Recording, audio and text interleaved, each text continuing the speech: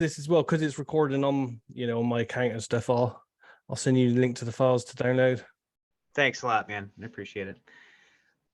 Okay, so welcome back to Owl 003, guys. And today we have a special guest that is Daz Smith. And if you have not heard of Daz, there's a 99.9% chance you're not a remote viewer, because he's been doing this for decades. And so thanks for being with me today, Daz. I appreciate it. Yeah, my pleasure. Should be fun. So Daz is a photographer. He's created 8 Martinis magazine. He's a part of Crypto Viewing, which is a huge platform for remote viewers and remote viewing. He's a part of Hellfire Club. Did you start Hellfire? Yeah, I did. I call myself the curator of the viewers. Yeah. Okay. You also have the remote viewers Facebook group. You've written remote viewing dialogues. You do a monthly Zoom chat. You do RV instruction. So why so few things, Daz? What's the deal? When I was going through your stuff, I'm like, this guy's got a resume like as long as my arm as it pertains to remote viewing. Yeah, a bit addicted. Yeah. And you've always advocated for rallying within the RV community, which is a great thing. Definitely needs it. So first of all, we could talk about anything with you. I could sit here for hours, but specifically about the ideogram, I want to talk a little bit about, because you're familiar with how I was taught the ideogram, how Lynn teaches the ideogram, and I've often wanted to ask these questions about how you interpret it, how you use it, and how you might teach it without giving anything away, proprietary. So I once heard you say that you give the students the option of choosing. Is that still how you do it? Yeah, absolutely. I teach them both approaches. That the ideogram could be either a random squiggle with no visual meaning, or that it can look more often than not like the target itself. Mm-hmm. Yeah. So when I've seen you express your ideogram, and it seems very graphical, it's really amazing to watch, because I came up this whole kind of generation that's coming up now, and I think I'm speaking for most of us when I say this. We all came up watching your stuff. I mean, you were one of the few guys that was doing stuff publicly for free online. Yeah. So we all kind of have watched it through the years. And when you work the ideogram, I've seen this a lot with other viewers as well. I almost see the ideogram almost on every page. Now, from what I was told, Ingo, this was an Ingo thing where he would break down the ideogram every time he got an AOL originally. This is what I was told from Paul. Yeah. So, and then from what Paul has told me is that over time, they realized that if you just kind of let that AOL go, you don't need to kind of keep bringing it back. But when I see you use it in this way and some others, it's almost like, now you don't decode it again, right? When you bring it back on the second page, the next page, you don't go through the whole decoding process, do you? Generally, my whole process is a little bit shortcutted now. So I over the years, I kind of dropped the A and B part, so I just write what feels right at the time now. I'm not so strict on myself on you know what it is. You don't need to you don't need to go through, okay, it's a structure, it's hard. You already know. So you just kind of keep it moving. I do kind of question myself as I'm doing it though. I always ask myself, is this a structure? And sometimes it's not, and I will write that. Just I'm not so strict on my method formatting now. I kind of lost that a bit over the years. I at times jump back into it. It's just that speed and efficiency. I kind of lose that. Well, because when you get to the end, your target may have been a person anyway. That may have been just your front door. You came in a structure or whatever. Yeah. So by the end of it, it's like the target really wasn't even about the ideogram. It was about, this story, this narrative, whatever. Absolutely. Yeah. So when you repeat this ideogram, as you go through the session, to you, is it like kind of driving the arrow back to the focus? I mean, is it just kind of like a refresher button for you in your mind when you hit it back up? Yeah, awesome. For me, if I'm in stage 4 or 3 or something, and I feel like I'm a bit stuck, or if I, have a big AOL that I want to, put the pen down and stop for a few seconds, I would always reinitiate contact with an ideogram, because it goes back to that initial spark of information that you first had when you started the full RV session. I don't do I don't quite often do a massive decode on it. It's just there to reinitiate that spark and get the flow of information flowing again. Awesome. So the changes made in the CRV, because it's interesting to me that, because from my background, it's strange, because the ideogram is such a very technical, kind of a complicated thing to explain and all that. But really, from my background, it's one of the first things to drop. I mean, literally, we hit it, and they're like, let it go, keep moving. Whereas as other modalities, kind of a looser feel, but you bring it back. So it just makes me wonder, if Ingo was alive today, if he did an audit on all these, classes, it'd be like, still not quite right. But because Ingo didn't really, I mean, you came from a very psychic background. Your mother was an accomplished psychic. So you've seen psychics use a pen and paper to kind of, not necessarily ideograms, but kind of to kinesthetically draw impressions. Automatic writing more exactly. often. Yeah. So because the way I look at it, because he built this model around ideograms as far as how they function, how to use them, and then applied it to this process, is kind of the way I look at it. So what I have noticed, and I've always wanted to ask you this, because I know you've seen so many sessions from different modalities, far more than my own. And I've always noticed about you, and you have to notice it. And I've just been dying to ask you. You have fewer AOLs than any remote viewer I've ever seen in any, on average. Do you notice that? Is that something that you notice? No, I don't think it's anything I've noticed, really. I guess it comes with trust in yourself, though. You get to a stage. I bet if you looked at my early stuff, there would be. But you get to a stage where you kind of just you just have to trust everything right and fill. Yeah. Because I often wonder, is it is he doing something different there, or does he just not? Is he just so driven to the focus of the target? But it's really a unique feature within remote viewing. I mean, because you're a very proficient remote viewer, and I've always noticed, watch the years, wow, that guy. It's like, and I think it's a benefit, to credit to you, because if I had to kind of come up with a reasoning why that it's like this with you specifically, the only thing I can come up with is because your ego is not so driven to drive into assumption that it's this, that, or the other. And it does take time to get there. It takes. I think I tell the story that just one day it just clicked for me. We call it the no fucks given kind of thing. I try not to care about whether I'm on target or not, because it's just one out of thousands. And when you get to that stage of really not caring and just trusting in the data, then it just becomes more of a natural flow to it. Yeah, that's actually, I saved this to the end, but since you mentioned it, I'm going to ask you now, because I've only been doing this for about 5 years, more heavily the past 3 years, but I do a lot of remote viewing. And what I have noticed, though, is through this 5 years, unlike an athlete where you kind of reach your pinnacle point, or or a weightlifter, this is it, and then you just taper off, and then eventually your skills dwindle. From my perspective, now, granted, you've been doing this for decades, so that's why I want to know from you, pushing through your filters. But for me, I don't see an end in sight as far as an evolution of this process within myself. Is it this? Do you still get that after this decades of doing this? Absolutely.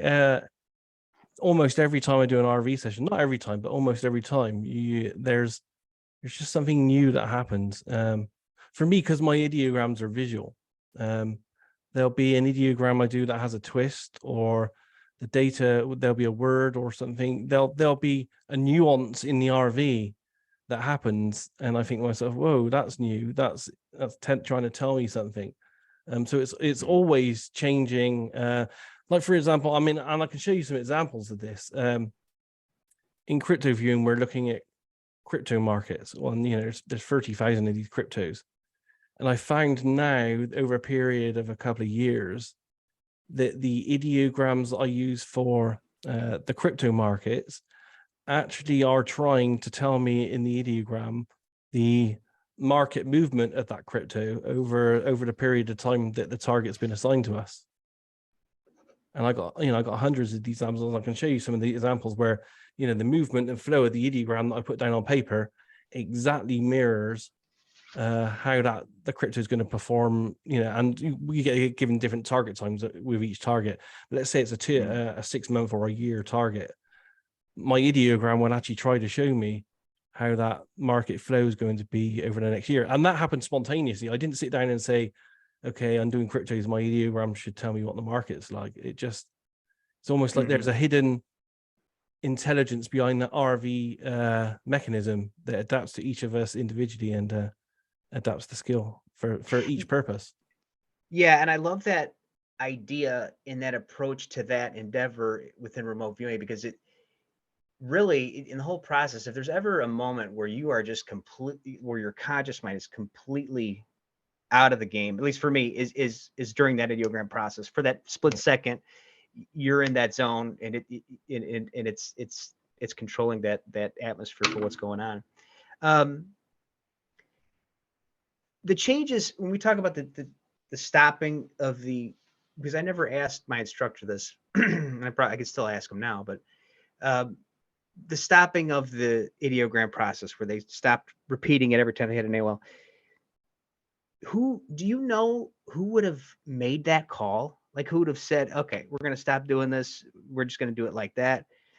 No, it's all, as you know, I like to look into the records and the history of the entire CRV process, and it's all a bit of a mess, because we know that Ingo kept, I would say 99% of the instructional files to himself, and he wrote down why that was, and the main reason was because he owned it, but also he was also scared that if everyone had it in documents and stuff, it would leak out, and then the Russians would get hold of the technology.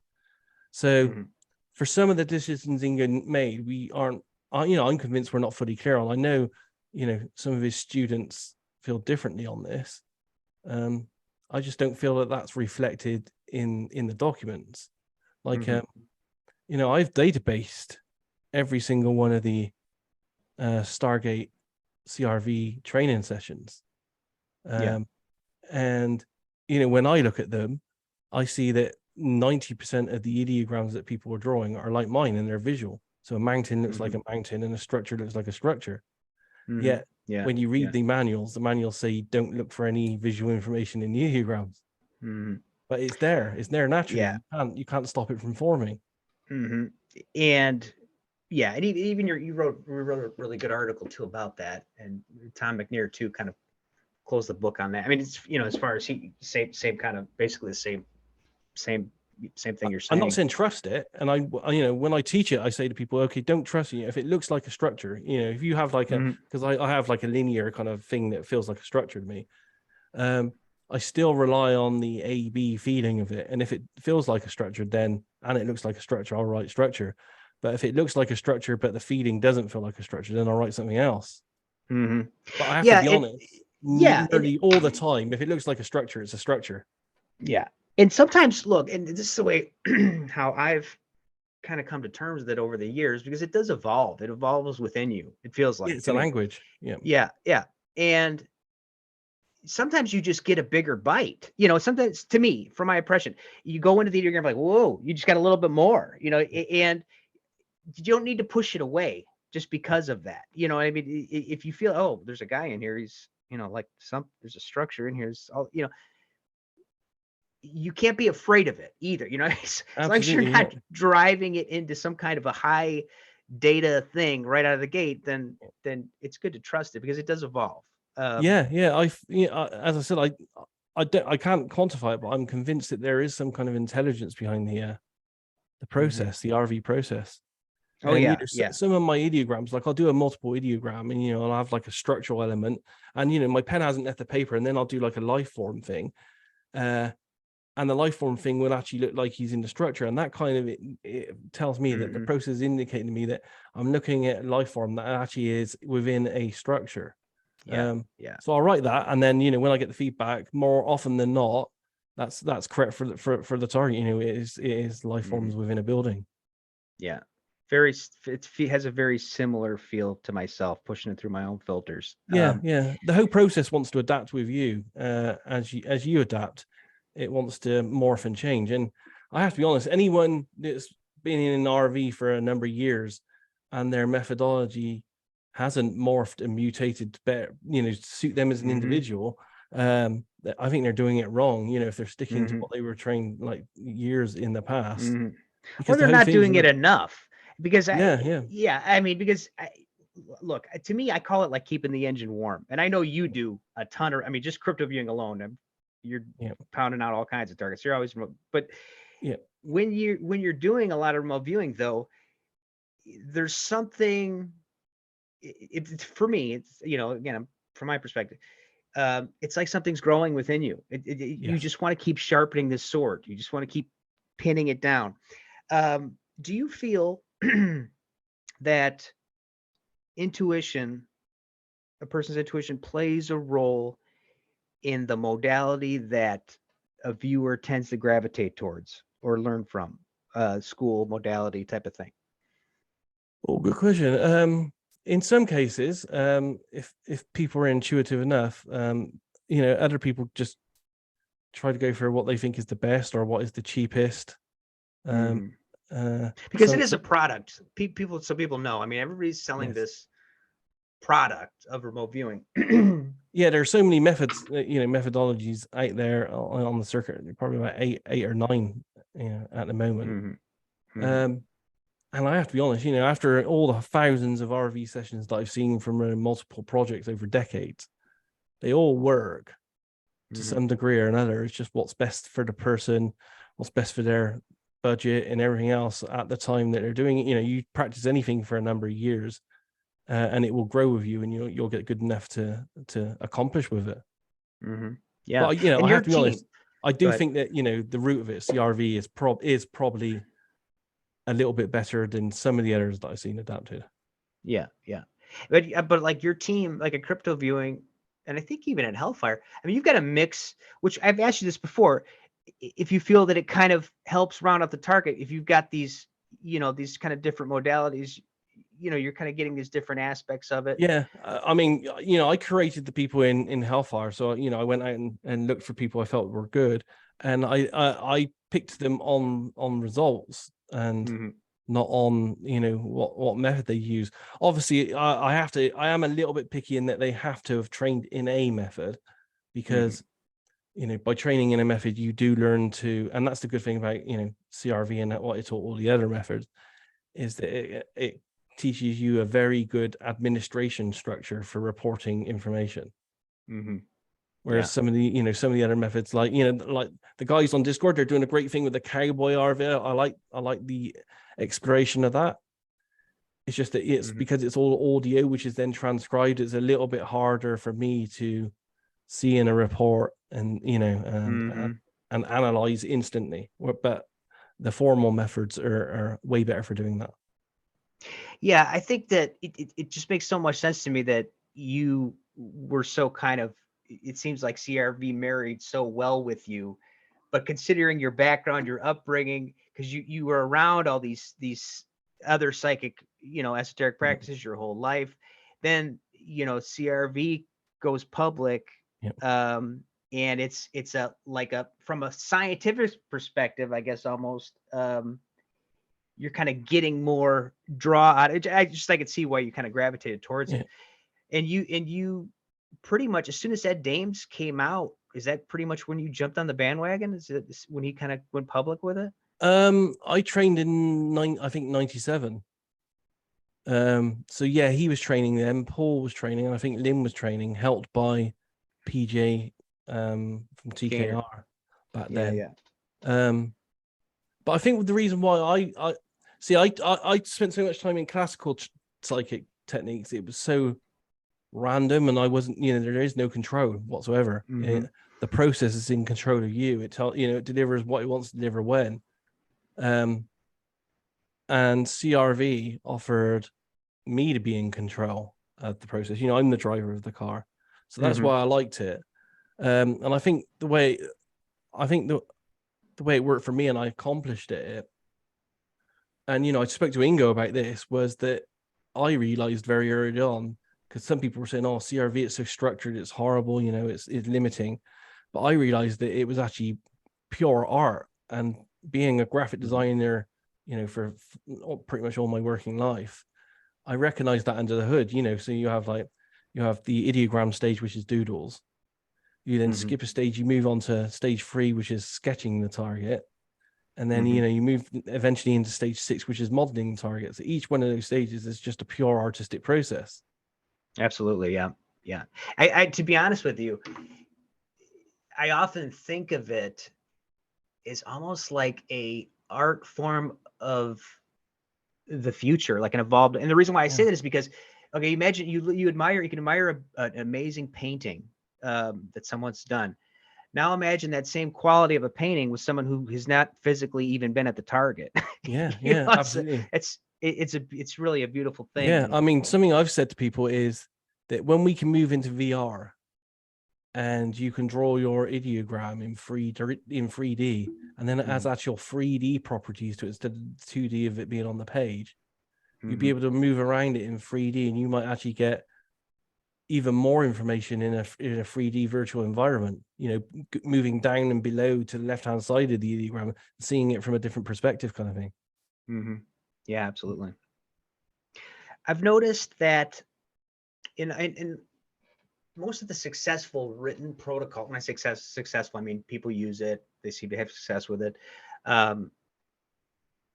that there are similarities between almost all of them. And one of them is the matrix, whether it be TRV or even, I mean, like HRVG, they call it a Playfair. You call it whatever you want. It's a matrix. Yes. So do you feel that perhaps the matrix might be this key ingredient in a formalized written protocol? Because it seems like it's right around in the middle. And once whether you use an ideogram to get in the door, or whether you use, neuro-linguistic programming, whatever, once you get to the matrix, you're pretty much there. I mean, you get into a stage 4.5 kind of session, the floor's gone, the world's your oyster. You can ask any questions, do as you will.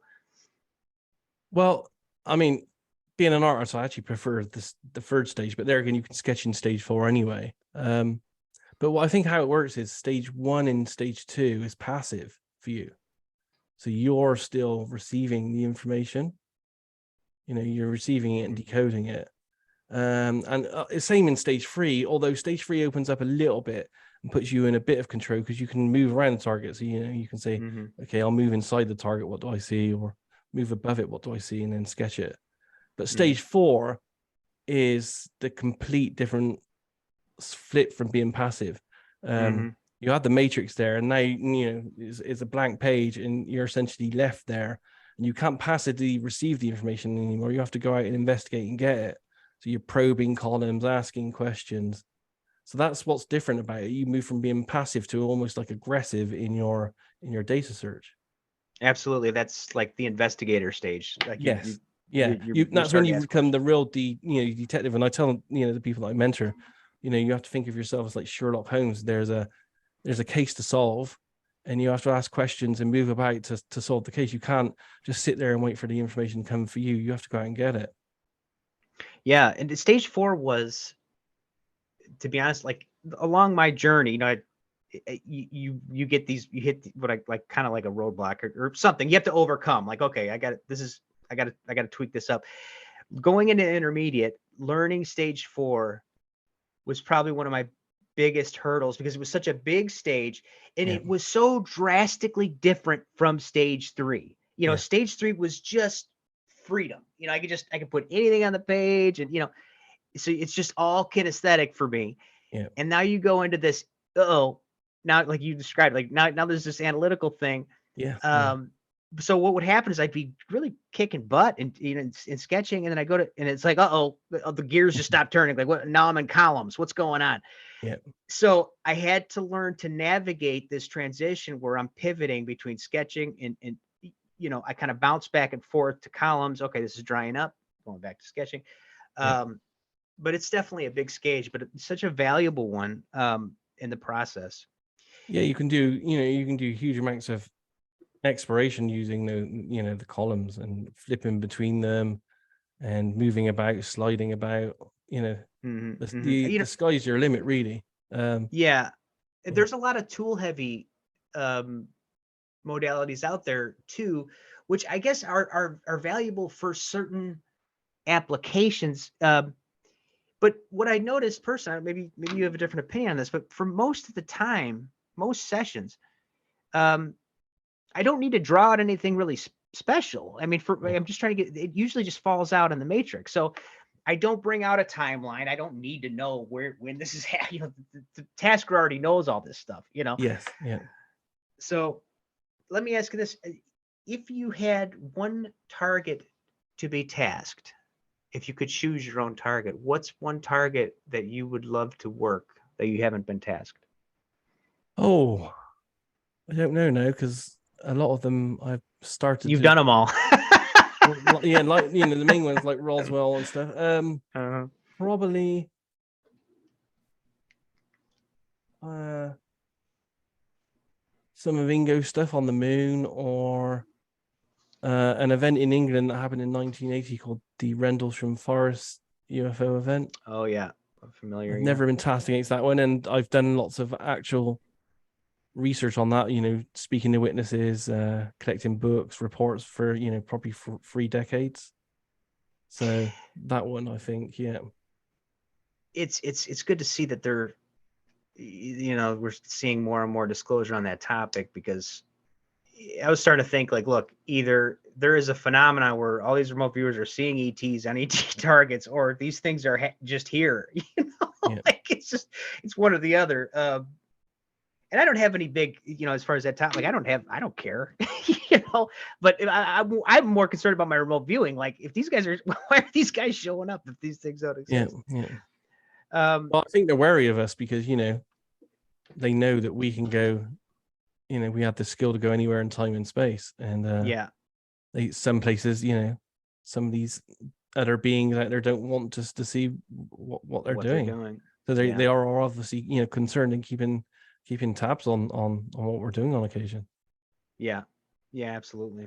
Because we know from every story of alleged abductee interaction, you're talking probably hundreds of thousands of them, but there are several tens of thousands in books that have been reported. All interactions with any of these non-human entities, that it's all telepathic. None of it's physical and verbal. Mm-hmm. Yeah. So we know that they have a high psi component to themselves, and and some of the RV I've done, just the craft themselves are in some cases actually living psychic connected things as well. Mm-hmm. So there's that element to it.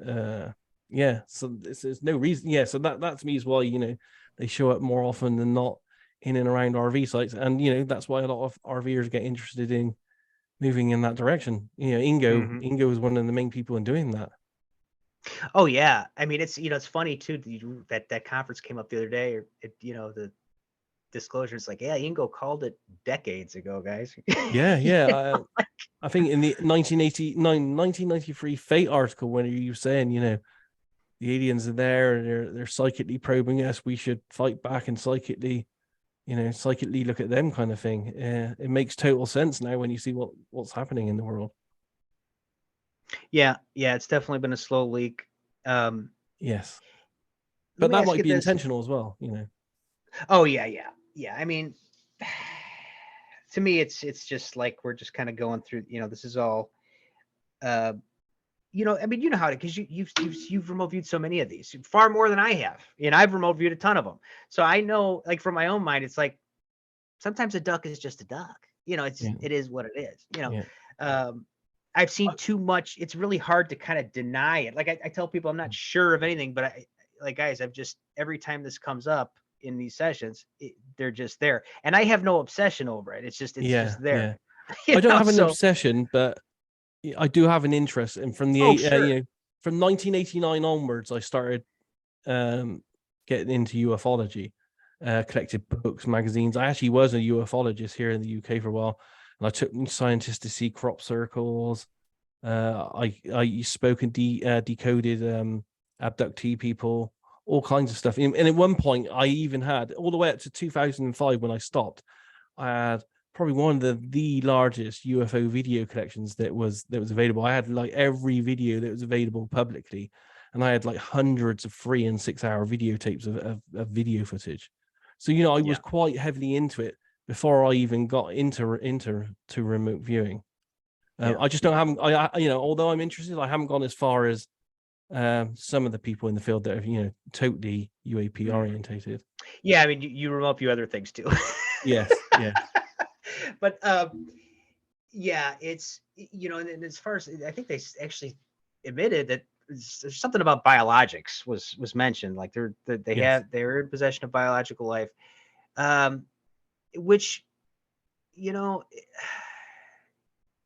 I think it's, if we're gonna, okay, so going by remote viewing data, and then again, so I have to kind of, I can't, if somebody asked me, somebody put a gun to my head and said, do you think, are there other, life forms on the moon doing things and stuff like that? I would have to say yes, because that I've had so many sessions where that seems to be the case. yeah, me too. Yeah, Where it's like, I don't care, but it's either that or there's something else going on. It doesn't make any sense to me.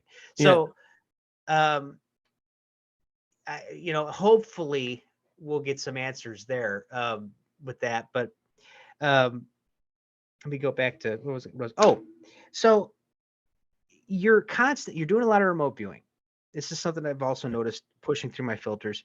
So you're constantly sampling emotional responses, textures, so you're constantly taking Yeah. these samples of impressions. So do you find yourself more susceptible to emotional response from all your remote viewing?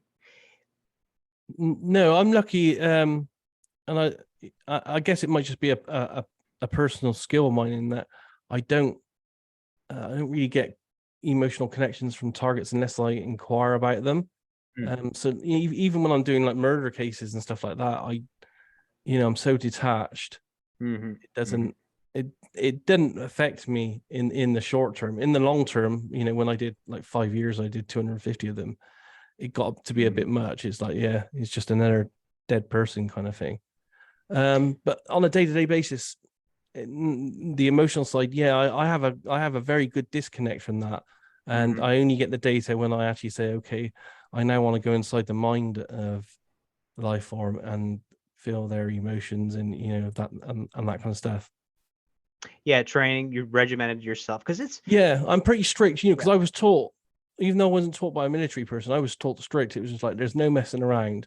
It's like pen on paper, do your stuff. There's none of this. There's no wandering. There's no connection. There's no bad connection. Once you say end of session, that's it. It's end of session. It's finished.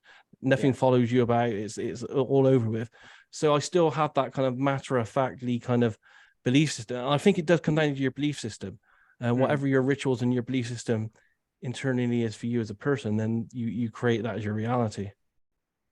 Yeah, I think that's because the military guys talk about, you've heard this, where like there's some things like they don't want to look at, they'll kind of turn their head, and I went through the same thing, like these, like some of the stuff that you're talking about, like being this job can be difficult in the sense of there's some things you just don't want to look at, you don't want to perceive it, it's not appealing to you. But it's for a good cause, like finding a missing person or a murder case or something like that. Because sometimes those things, depending on the person, how, whatever they can come out very strong. And for a long time, like you hit these hurdles, and for a long time for me it was like murder cases, and then it was suicides. But I would get the feedback, and I would look at it, and I would kind of say to myself, like, okay, I know you don't want to look at this. I know you don't want to pursue this, but this is kind of a part of the gig, and you got to get over this to be proficient. And I feel that I've kind of got over some of those things. And like, for one, like suicides, I had a lot of suicides in my family. I didn't realize what was going on during the session. Now, do you find that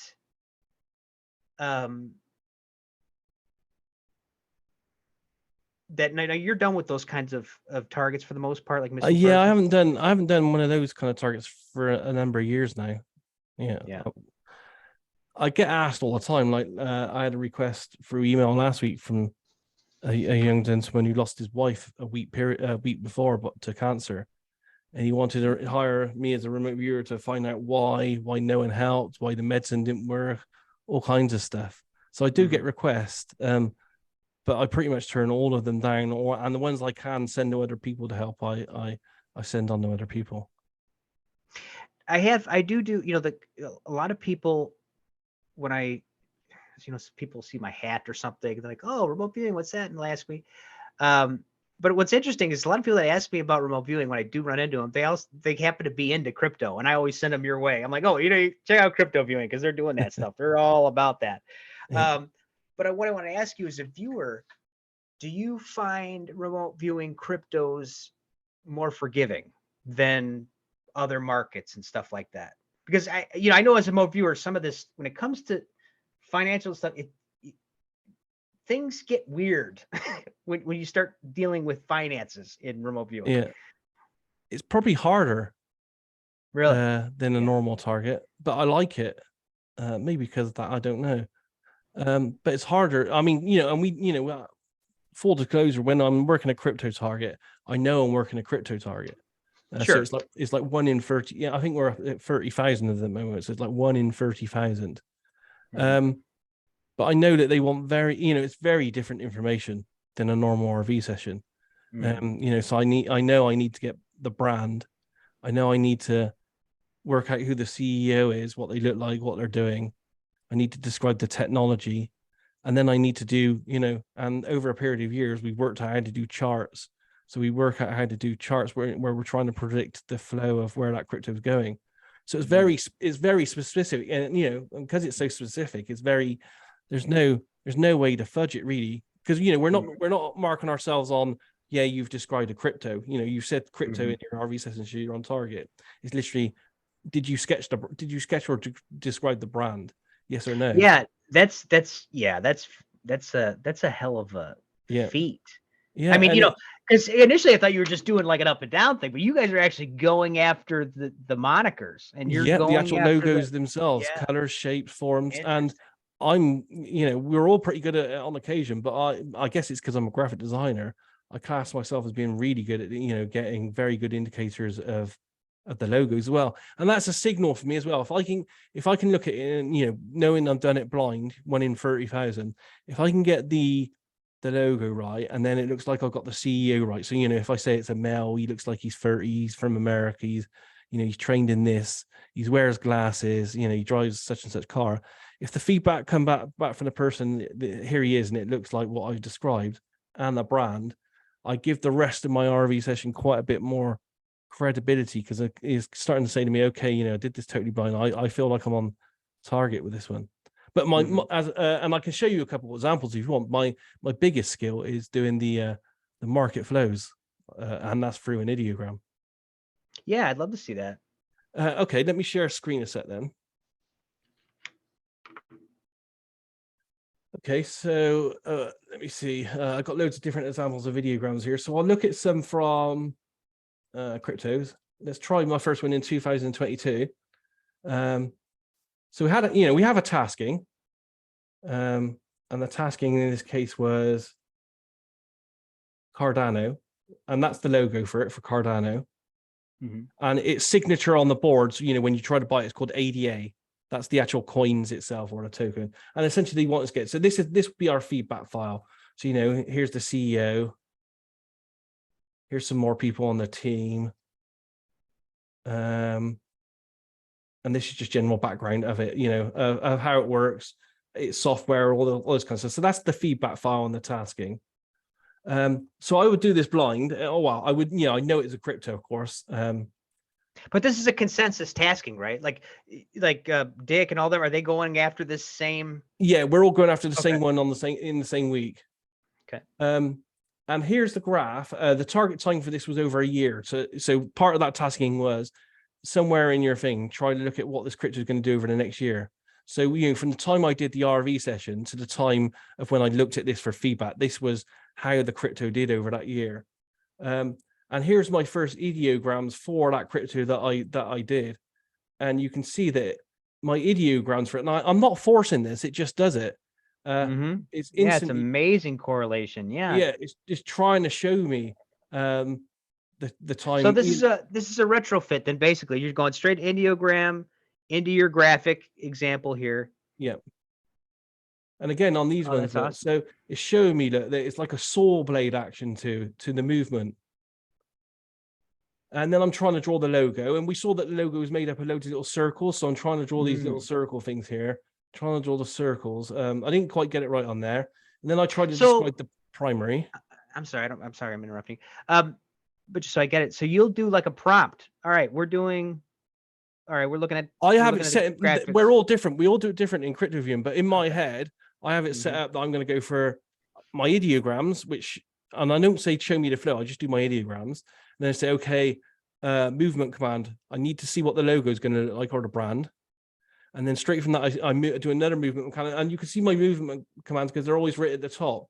Sketch and describe the brand logo for the target only. So I instantly move into sketch and describe the logo. And then I sketch and describe the primary person, and the primary person generally is the CEO for the target. So here's my description of the CEO. And more here that I've moved inside the mind of the CEO. So I'm describing that. Then I describe the headquarters. And here I'm trying to describe the actual technology behind the target, because they all have these different technologies. To be honest, I'm not so good at this because it's quite abstract. Some of it doesn't even physically exist. Yeah. And there's some more of me trying to talk about, about all these things that are swapping and stuff like that, which is, essentially what Cardano does. And then I'm describing the hodlers group sentiment in 18 months. So what that is, the hodlers is all the people that actually hold it and own it. I'm lumping them up as a group and say, how do you all, how do all 10 million of you roughly feel about this crypto in 18 months, and trying to get a general feeling from it. And then I look at 24 months, and then I do a chart, and this was the chart I did. So over 12 months, it was like, my chart on here is not so accurate against that chart there. My ideograms are usually more accurate. So that's one. That was done in 2022. We've done a few more this year. So XRP, this one was recently. Here's how it's performed over the period of the year. So it started off well and then pretty much went downhill. Here's my RV for it. So have you guys gone so far? I mean, because I know you guys are all about, it's not just you. It seems like this is very much the trend. So Daz seems, not Daz, Dick seems very convinced that this is the money market of the future. Yeah. This is where everything seems to be going. When you guys go out there, this is what you guys are getting. Yeah, absolutely. And, we pass this information to our subscribers, and they then use this, we always tell them use this with other information and see if you want to make an investment.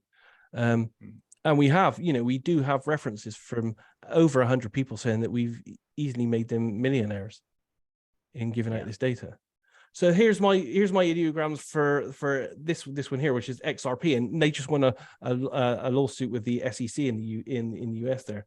So I've got a very frantic, energetic, very lots of ups and downs in the ideogram, which is like this, but then you get to see it in a bit more detail here as I move on. It's got a fluid, speedy kind of momentum to it in the ideograms. I tried to describe the logo again. Is my attempt at trying to describe the logo there. Then I tried to describe the primary. All the stuff I mark here in yellow is usually my correct information on this. Then I tried to describe the tech or product. Again, this is always very abstract for me, so it doesn't really mean an awful lot. On the odd occasion, it's pretty good. More on the technology there. And then again, I look at the hodlers group sentiment. So this is everyone that owns it. And then I look at different times, like June 22, December 22. We can quantify those because, we have the graph for it. But I can't look at June 23. Well, I can look at June 23 now and then December 23. So I usually go, several years ahead, trying to look at how the people feel about this. Then I have a stage called freeform, where I just let any ideas that are in my head just like get down on paper. And last minute notes on that. And sometimes we produce charts as well. But these charts, well, the 6-month chart isn't too bad. Well, no, 6 months is probably off because it'd be that there. Year chart, I've got going across then up. So the year chart's probably down, wrong. Well, it went up a little bit there if you're taking that segment there. This is going well ahead. This is looking 5 years ahead, which actually looks like it might come true now because we did this. So we're in year 2 here, and it's going up at the moment because they just won the law case with the SEC. So the prices doubled in the last 2 weeks. So, and we didn't know back then when we did this that they'd win the case. If they'd lost the case with the SEC, it would have instantly gone straight down. But because they've won the case with the SEC, that all this is a very good possibility now. Yeah, and I love the approach to this too, because you guys are hitting it. And this is what this is what I've seen from, and I don't do a lot of work like this, but in the few things that I have done, the more ways you could skewer this into the timeline type of thing, the more you could solidify it into becoming an eventuality, probability is what it seems like to me. So you guys, because you're going after the creator, the people, the personnel, the icon. There's lots of data points there to check for accuracy along the way. Mm-hmm. Yeah. So here's another one. Again, this is 2023 XRPT. So this is how it's actually this is how it's done now. We know this now, but we didn't know at the time. But you can instantly see, so we got the down. I'll move this a bit smaller. So you can see the actual real physical movement is down. But look at my first ideogram showing, and this always shows me the movement of the crypto straight off the bat. Mm-hmm. It's like straight down. And again, on these ones, the ideogram trying to show me the motion, it shows me there's lots of motion and energy, but it's all in a downwards motion. And this one here, the final one, I feel, it's that little spike is probably that little spike there, but it's like very much like the actual movement of the flow of this. Mm-hmm. And again, and for this, this application too, though, is perfect for what you need. You're just looking for a little spark at this point. You're just looking for just a directional aspect of the stock price. And here's, here, look at my data on this page. I feel like, again, we started looking at this here. That's the date. And I said, the motion feels downwards. It's going to crash, and it's pretty much crashed. It's lost, it was up at 140. It's down at 17 cents. Yeah. And, you can actually see even the flow of this with the peaks, the 1, 2, 3, probably the 1, 2, 3. And then this little kind of thing at the end there, the little nuances. It's perfect for it. Again, absolutely. The brand, so I'm trying to describe the brand here. CEO again. How far ahead of this are you guys getting, Daz? Are you guys just sticking 1 month in advance, or are you guys going out 4 months? Some of the targets we're doing this year, going 4 or 5 years ahead. I do find though, I'm not convinced that the more forward you go, the more accurate you are. I think the more forward you go, the less accurate you are. I think the ideal time for all these is, probably looking 12 to 18 months at a maximum, and then, maybe revisit, as blind as possible, revisiting the target 12 to 18 months down the line to see, how you are. So, I do have some more sketches. Bear with me a sec. So this is a graphic I did when I actually realized that when I was doing some of these ideograms, they were actually trying to tell me to match the flow. So I used the word Bitcoin as the prompt, so I knew what I was looking at with each of these, and then I instantly went into an ideogram for it to show me the flow. And I felt, when I did this, oh, hang on, there's definitely some kind of correlation there. Something seems to be happening here with the process, and that's what made me allowed me to adapt to use the ideograms to do the crypto. But not only is it just the ideograms, I'm also trying a new technique, which has become really powerful in looking at cryptos. So here's one we did this week. And essentially, this is the crypto. It's called Shiba, and it's what we call a meme coin. Elon Musk is very keen on it. He keeps talking about it all the time. It doesn't look like it actually has any utility. It just looks like people are buying it and trading it because it's a meme. You know, it's famous and everyone's doing it. And some people are in hope because you can get like several million of them for like $50. They're kind of hoping that, you know, if they put $50 into it, 10 years down the line, that might translate into millions for them. So that's the crypto there. And, you know, it's the dog, the Shiba Inu dog. So again, we're doing this blind. And then I didn't get very good on the logo of this. I knew there were circles involved, as you can see there, but I didn't quite get the, you know, the face of it. I think that was probably trying to tell me the ears, and this was trying to tell me the face. You know, I was trying to get the ear part there, but not quite right. And I knew that the face subdivided. I wasn't quite getting it right. But, you know, it was enough for me to say, okay, you know, you're kind of on target. The primary, I can't remember on that one. But I felt like people were farming it and accumulating it, and it had gamer vibes, which for a meme coin is perfect. I noticed too with the more abstract information too, you're pretty much your ideogram and then your stage 4. Because stage 3 in an abstract target, there's nothing to really because some of these draw. don't physically Yeah, exist. Some of these, yeah, exactly. It's just code. Yeah. Yeah. But where it gets really interesting is, you know, all the graphics for it were always showing coins, and I had this coin thing. But I do this thing now where I'm actually moving into the consciousness of the crypto. So I'm assuming that everything in the universe has its own consciousness, trees, plants, and everything. And I'm getting really accurate data. So I moved into the crypto consciousness of this. And the data is dog-like, barking. It's excited. It's raring to go, happy, excitable, bouncy energy, and it's loyal. It's like a puppy energy. Wow. You know, which is absolutely spot on for a dog meme coin. That's me getting into the consciousness. Yeah. And I've got into other consciousnesses of other cryptos, and I'm there going, oh, this feels like a teenager. It feels really young. And then, you know, we get the data back. We find out that it's like a 6-month-old crypto that's just been made. So see this. Well, I'm sorry. Let me just interrupt for a second. No, it's so interesting to me because it's fascinating. Again, as a remote viewer, because it again sparks this question: is this my belief system? You know, am I applying this, you know, this consciousness, or is there a consciousness to this thing? Does it matter? I don't know. It doesn't, but it works.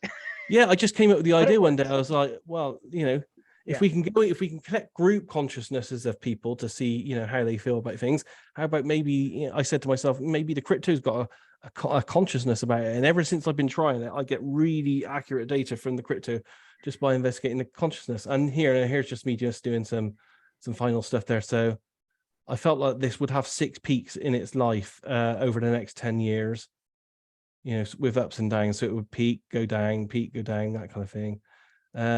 Their group sentiment, I looked all the way out to 2025, December 2025. You know, it's up and down at different points. So, but it's all experimental. But what essentially I've done with that is I adapted CRV and RV to fit the needs of the very, very specific needs of the project. And I do the same with, you know, like missing people, because I found that CRV out of the box or RV out of the box wasn't good at finding missing people. So you have to kind of think, okay, how do I adapt this? What tools do I add?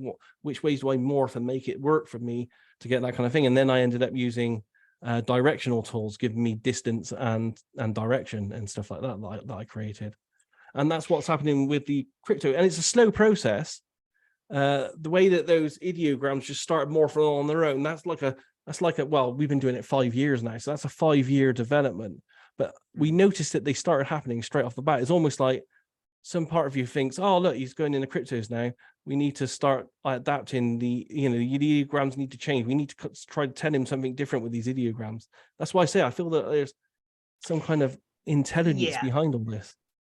What is amazing to me is just what you've just shown me with that Bitcoin is you could get this unbelievably abstract high-level data. And again, this is why, and this is talked about, this trickster effect. because I'm sorry, I really have a hard time believing, like, when things kind of turn on its head in remote viewing as it pertains to ARV or money or something like that, when you can get all this high level data and abstract data, but then things get wonky when you're doing ARV and stuff like that. Yes. So, But most ARVs got 2 targets, mine. well, that's true. The mere act of adding that extra target kills it. That's why in my did you see my study I did on using ideograms for ARVs? Yeah, and you guys had a lot of success with that. Yeah, the initial I think nine trial one was 100% accurate, and the next trial I did was something like 70, I think 68 to 70% accurate. Yeah. But the great thing about using ideograms is it takes the remote viewer 10 seconds out of it.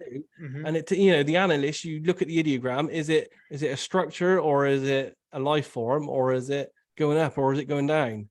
It's like the analysis is like 10 seconds. Yeah, I think some of the, like, you don't have, look, I've tried to do a number of different things using CRV when it pertains to money, and what I found is with straight remote viewing, it's like A to B, like a line going A to B. But when you involve like money or ARV or something, it's almost like a banana peels on you. Like it just like splits on me. It's kind of hard to describe, but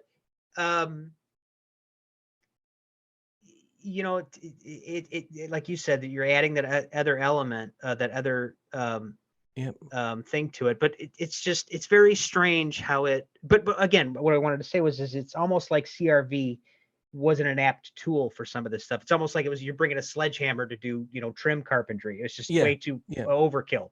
Any RV method needs to really, and this is something I argue with people, and I think we had a kind of heavily debated like Friday night chat about it, because I did a presentation that said most of us, if you're really trying to do specific applications like cryptos or gold prices or Dow Jones or anything, you really need to be front loaded. You need to know what you're kind of looking at, and then you can tailor your method of RV to get very, very specific information. Because if I gave you the target of, okay, I want to know, what the price of gold for the next 5 years, but you didn't know that, you just did a normal CRV session, it would probably not have the tools within it for you to know to go and get that information. But if I said to you, you're looking at a commodities market, you need to find some tools to get me commodity information, then your mind and your process starts working. It starts like, whoa, how do we get this information? Because we need to find new ways to present charts. He needs to know, is this going to go up or down in 5 years? I'll tell you right now, I'd be frustrated as hell if you didn't tell me that it was something like that, because you know what I mean. The information when you go somewhere, like say you go to this, the target is the Sears Tower. The information unravels like a ribbon. Okay, there's concrete, now you got walls, now you got kind of, when you're doing something like that, like what you're talking about, information is coming at you from all these strange nothing makes sense. You're not building anything. Absolutely. It's frustrating. It would be very frustrating for a viewer to be like, you're off target, but you got to submit this data. You're doing the viewer a favor at that point. Like, okay, it's an abstract target. So when things come in crazy and it makes no sense, that's how it's supposed to be. Yeah, absolutely. So it is a benefit knowing. Well, it's not a benefit, it doesn't help my remote viewing, but by knowing I'm looking at 1 in 30,000 cryptos, it's allowed these tools to develop. It allowed, as I said, I didn't get my ideograms to start doing that. I didn't sit down and say, okay, now start telling me to flow. That's just the way the pen moved. It instantly stopped doing structures, people, all kinds of stuff. And it was like, okay, it was almost like it knew that it was a non-tangible thing. So the best thing it could do is show me something else about the target. And it was only over a period of months we like, your ideograms really look like the flow of the data. And that's and now I've accepted that that's what it is. We see the correlation a lot more. If I'd spent 5 years continuously, working for missing people now, I would expect my RV to morph, like with the ideograms, to be able to show me direction and distance scaling a lot more in the ideograms and the other processes to help me find missing person type information. You know, I wouldn't be doing CRV or whatever method anyone's taught out the box, because it just doesn't work out the box. You need specific, you know, if you're looking for a missing person, they want to, when I worked for the police, they wanted a GPS coordinate. That's what they wanted off me. They didn't want to know how the person went missing or anything. They wanted a description of the location and a GPS coordinate.